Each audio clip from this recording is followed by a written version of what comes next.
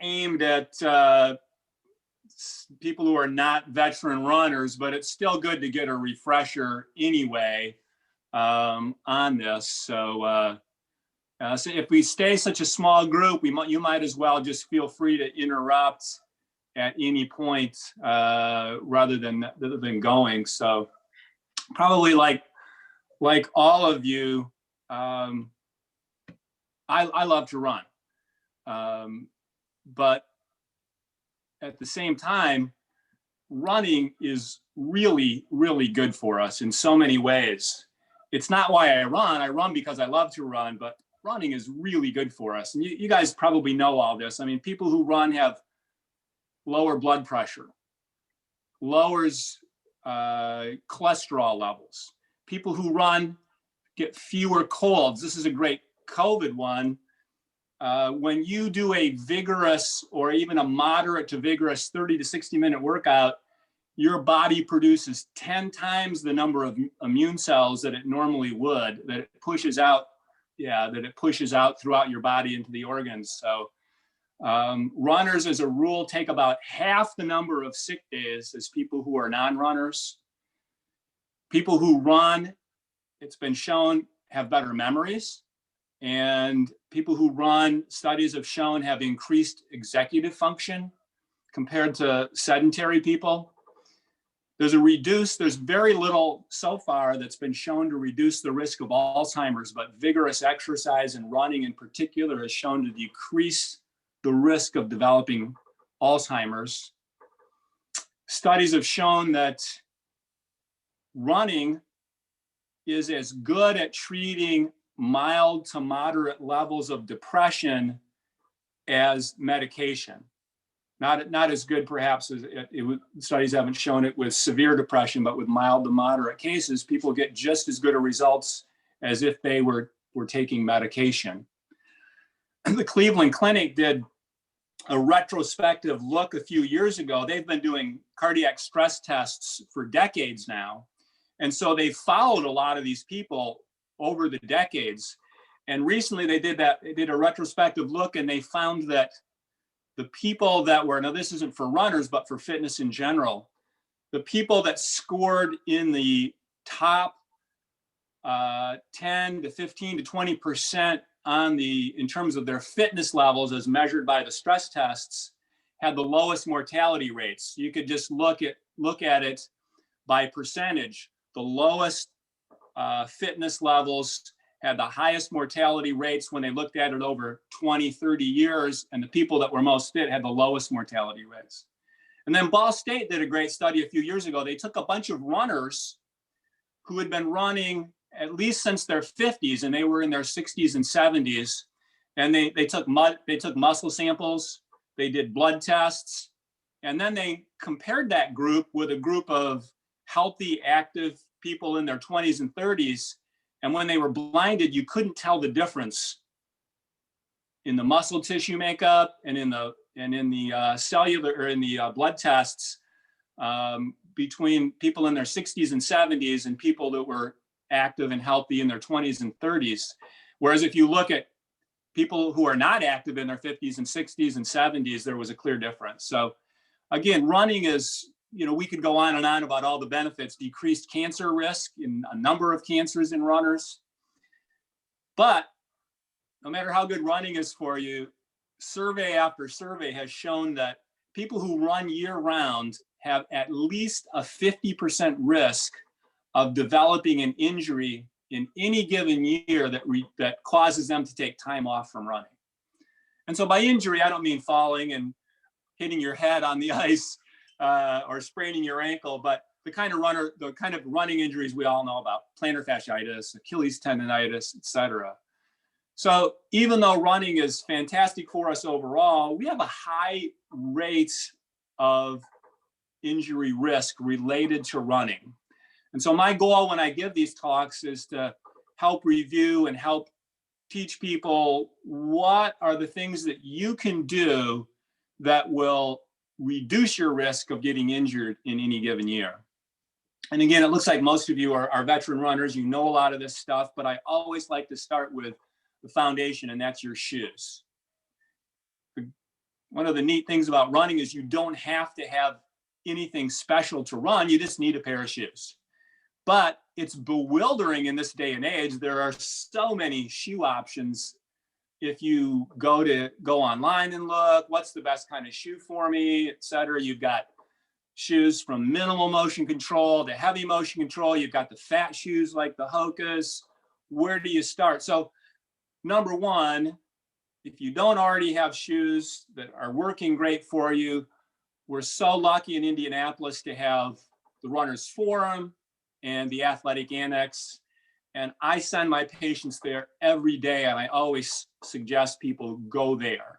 And let them fit you, not only because of their knowledge, but we have to support these local stores. That's a non-issue, that's a non-injury issue, but they're so important to the running community that it's so easy to pull the trigger and go, oh, I'm just ordering this pair of shoes on Amazon. It just helps all of us in the running community the more we shop at those stores. So one, you got to get the right shoes. If you're unsure where to start, or you're looking, what kind of shoe should I have? Almost all of us would do better in a traditional running shoe that what would be considered a neutral shoe. So if you go to one of the running stores, they're going to help you pick that out. The classic example right now is a Brooks Ghost, but there are tons of shoes in that category. But again, go to the running store, let them help you. I encounter in my practice all the time when I tell people that they should go buy new pairs of shoes after 300 or 400 miles, a lot of resistance to that. But we know that those shoes, the midsoles, wear out, and they wear out rather quickly, and they're no longer able to give you the support and stability you need. And when people complain to me about having to buy a new pair of shoes that's at $120 that frequently, I do the math for them. If you break that down and you get 400 miles out of a pair of shoes and you spend $120 on it, it costs you 33 cents to run a mile. So even if you go out and do a 10-mile run, it's only $3.30. So get the right shoes, keep track of when you got them, write it down someplace. I have a little section on my phone in my notes that just says running shoes, and I just write down every time I get a new pair of running shoes so I can easily look back and know when it's time. But if you've been running long enough, as most you probably can tell without even looking. You can tell the feel as that midsole gives out that it's time to switch out. Another little tip is when you do buy shoes, if you're getting a new size or a new model, buy your shoes later in the day. If you go and fit yourself before you run or when you get up in the morning, that same shoe may not fit you after 10 miles because our feet swell. Our feet swell during the course of the day, naturally, and even in healthy people, but they particularly swell a little bit after a run. So buy your shoes either after a workout or later in the day to make sure that you have the right size. And another little quick tip is I see a lot of people with shoes that are too short.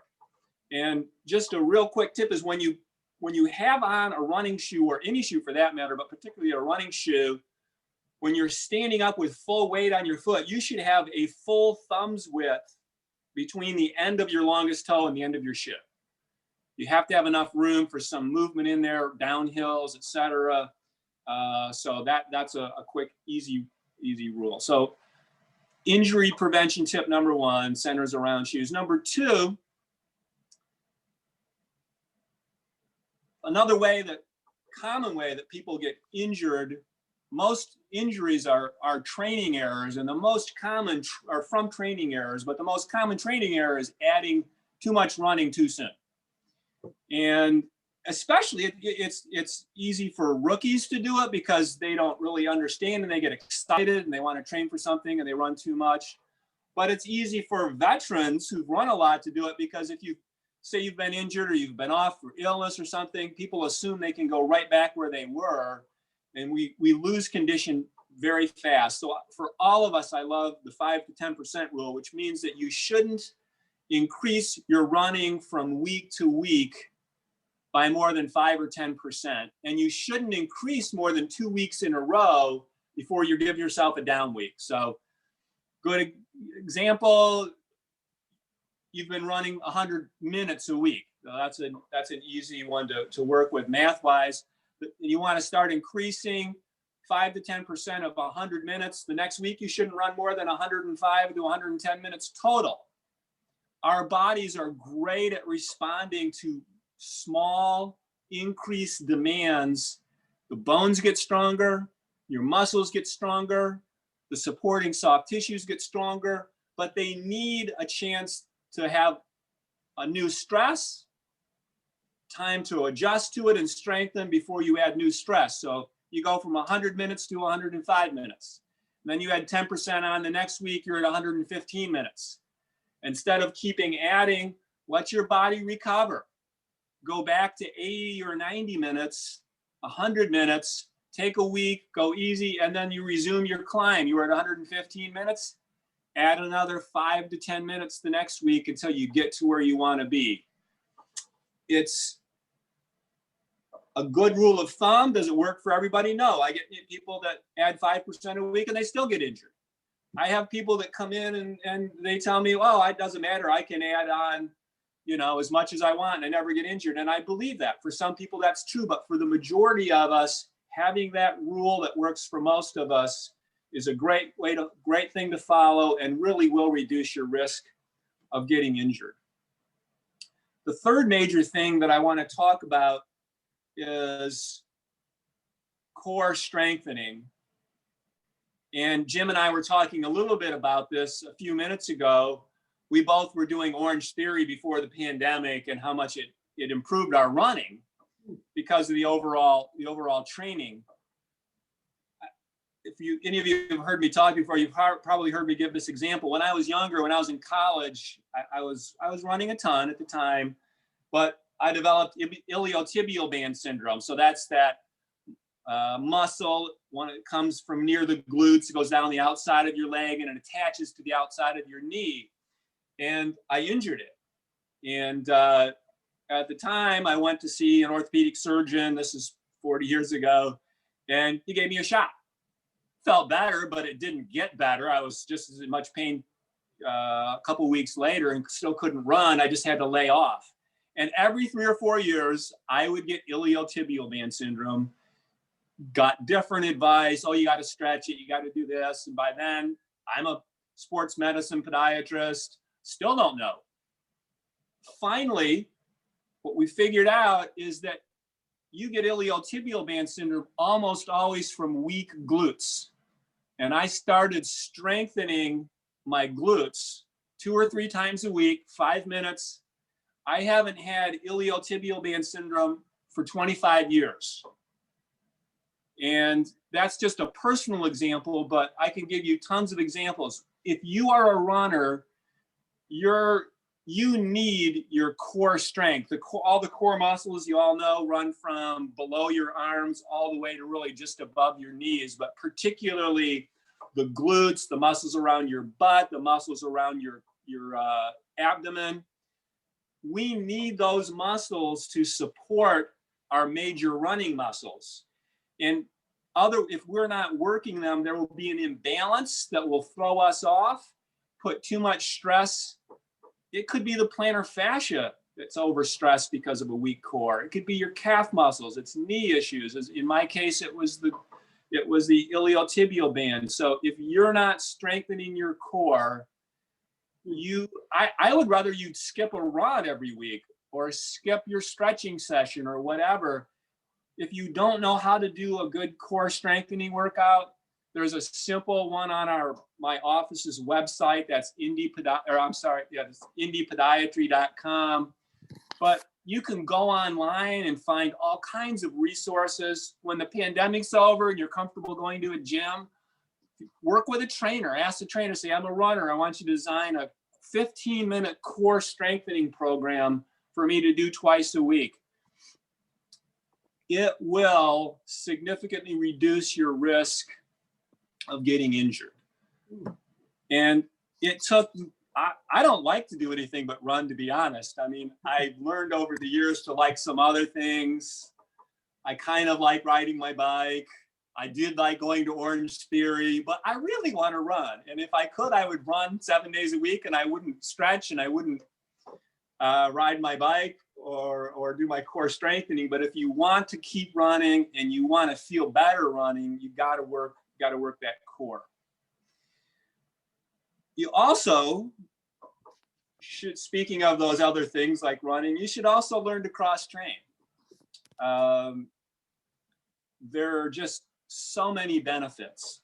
Again, I'd rather go running, but there are good studies showing, sorry for the cyclists, but if you run, it doesn't benefit your cycling at all. There's no shown benefit in terms of decreased injuries, in terms of, you know, fitness parameters like VO2 max. But if you run and you ride your bike on a regular basis, it reduces injury risk, and it has also been shown to improve a lot of the parameters that show you're you're more fit, including VO2 max and running economy. It's been hard for me since the pandemic, because when I have patients that come in, they're runners and they're injured, I always say, almost every injury, if you want to stay fit, you can't run right now, but you can ride a bike. If you don't have a bike, go to the gym and get a temporary membership and ride your bike. You can ride as much as you want until we have this problem fixed. I can't say that to people anymore. I can't send them to the gym. So now I'm on a crusade telling all of my runners, you really should buy an exercise bike. Or if you've got a good bike, buy a track stand so you can put your bike up in bad weather and just ride inside. So you always have that, not only as cross training, but if you do get injured, you can stay more fit by continuing to cycle. What do you do if you do develop an injury? How do you know if you can keep running or not? This is particularly true if you're new to running. It's hard to tell. Is that soreness that you have something important?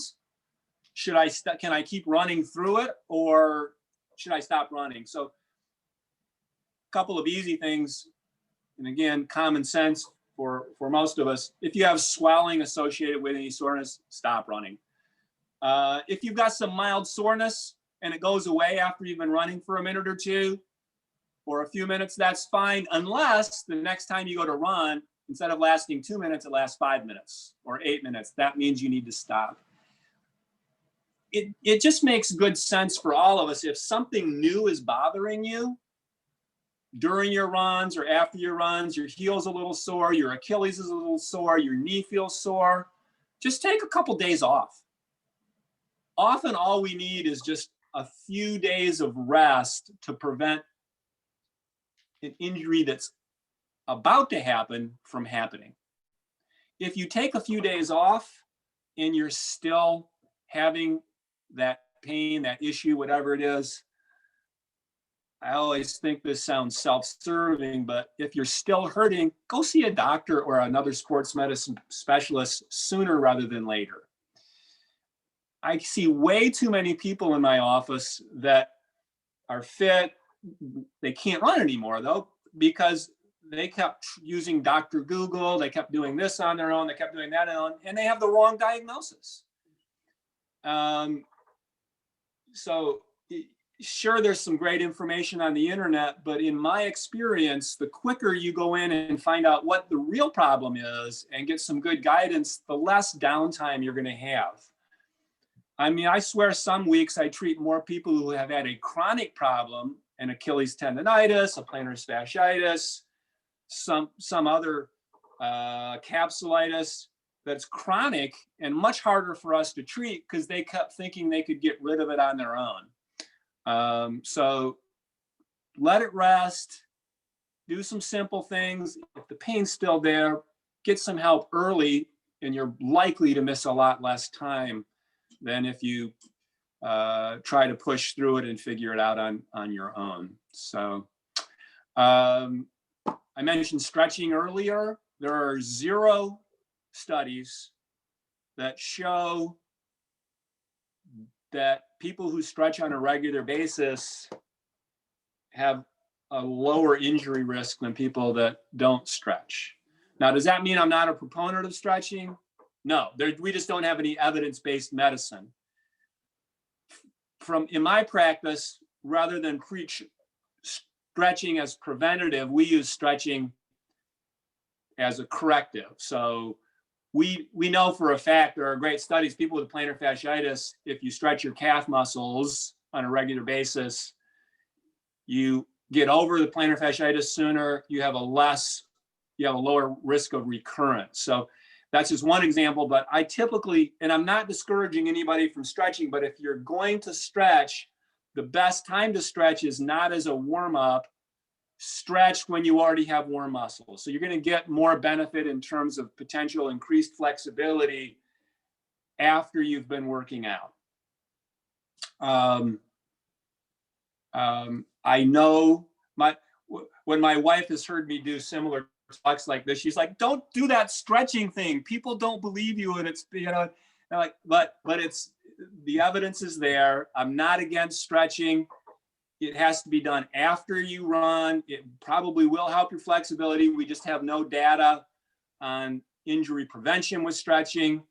It's best used as part of a rehab program. The best way to warm up, by the way, I said don't stretch before you run. And just a quick side note on that, there have been a couple of big stretching surveys done around some of the major marathons, and they did actually see this is reported, so because it's on a survey, higher rates of injuries in people who stretched before they run than people who reported that they didn't stretch at all. So stretch after you run, stretch as rehabilitation. The best warm up for not only running, but everything is activity specific warm up. So what does that mean? For runners, it means if you typically run a 9-minute pace, don't go out and start a 9-minute pace. Do a brisk walk or a walk run. Or if you're a 9-minute runner, even if it feels great, start out at 10-minute miles for the first few minutes, the first several minutes. Let your muscles get warm. If you're on your own, it's even a good time. Do that first mile, that's slower.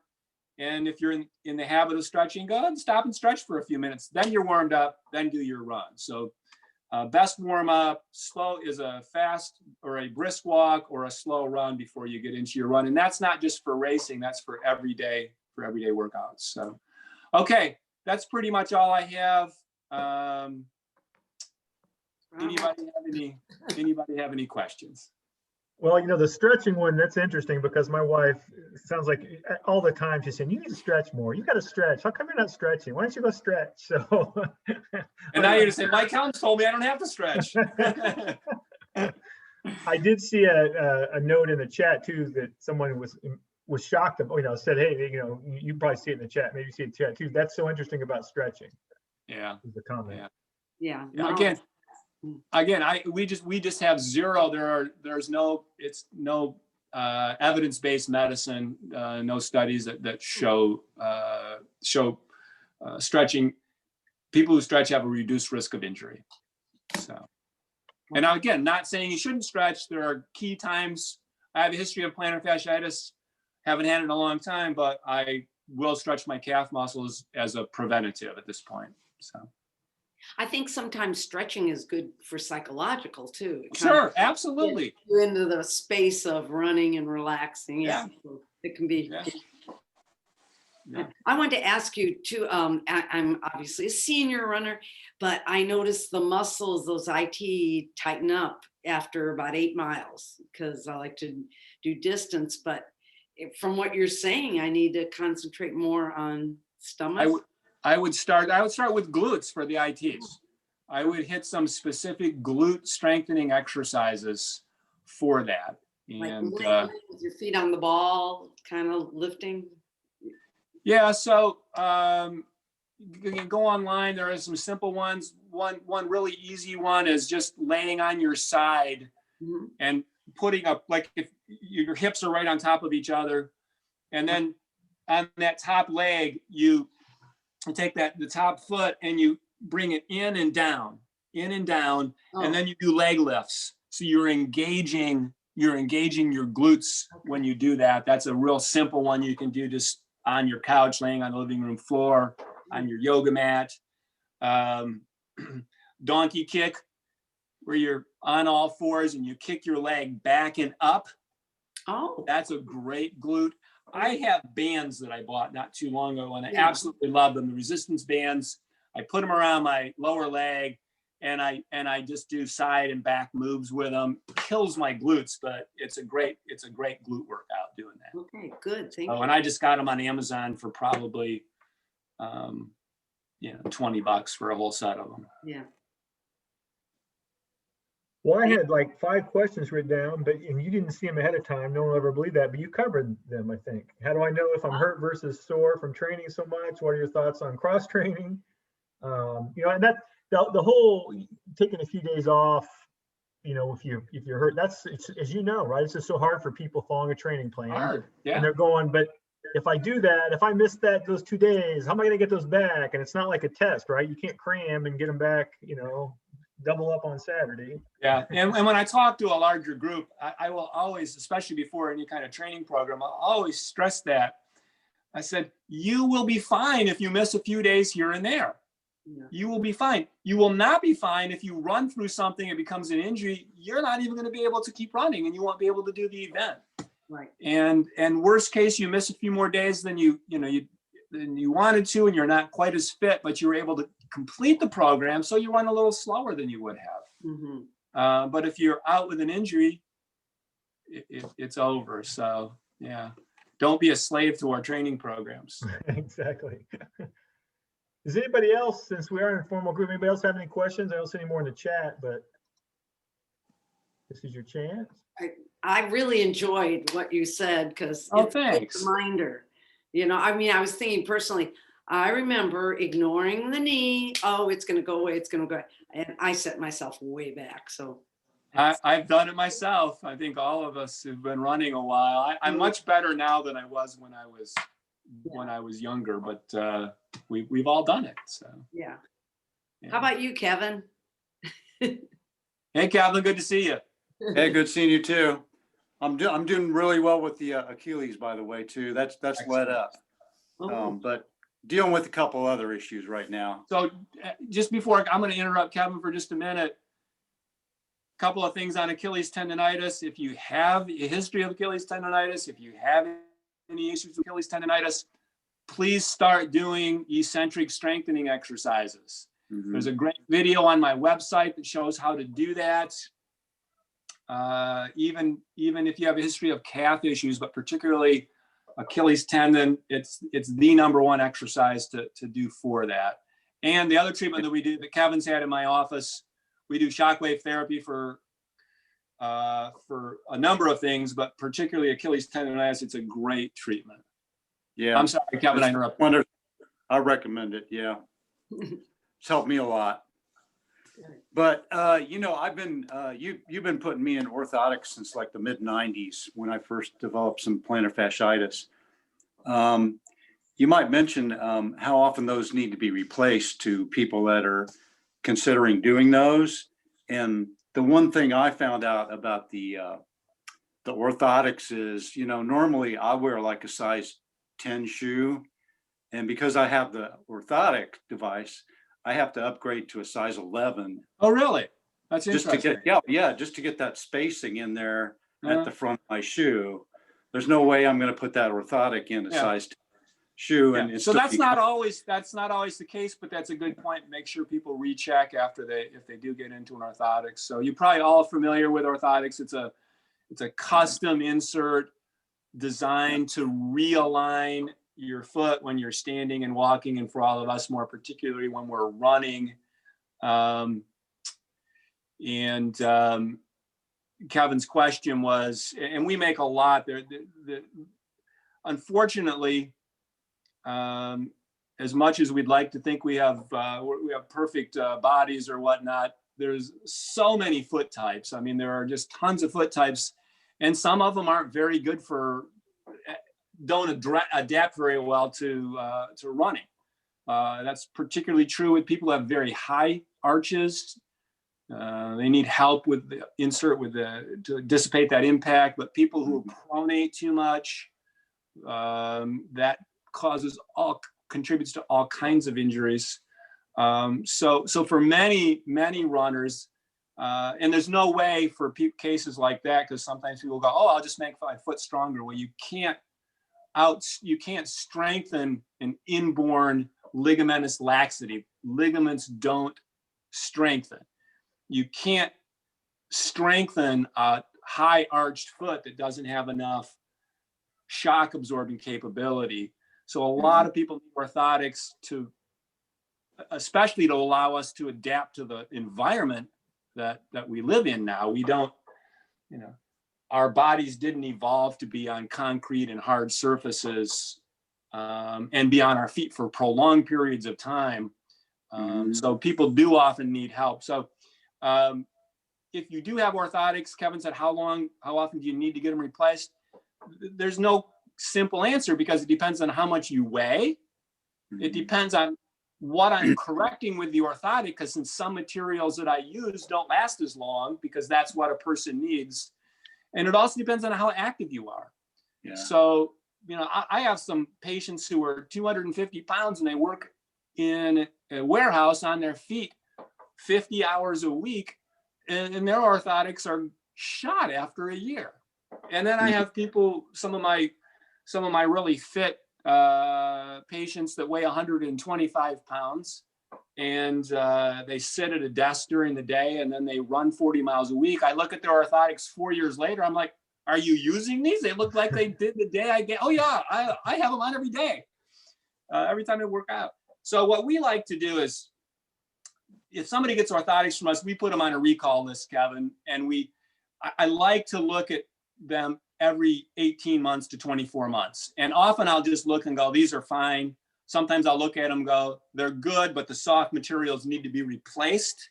Some of the softer materials we put on an orthotic, particularly the cover for runners and other people that are fit.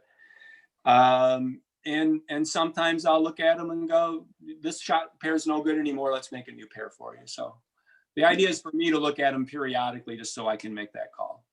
Yeah. Long answer. I hope that got to what you were after, Kevin.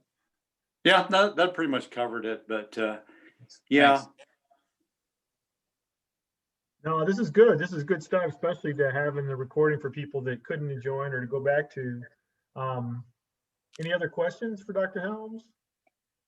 I do want to add, for those that you don't know, he's been a longtime supporter of Indy Runners. I mean, he supports all the running clubs. He's been, you run it. My wife he helped her through plantar fasciitis. Like he said, 140 people he's seeing, what you said right now, a week. So there's, somebody or yourself, either you've been helped by him or somebody that has, more than likely, especially in the running and walking world. Well, thank you. Thank you for your time tonight, Dr. Helms. Thanks everybody for joining. And don't forget, next week we will have Angie Grogan, who's a mental health counselor, talk about running and mental health. All right. Hey, thanks, Jim, for inviting me. I appreciate it.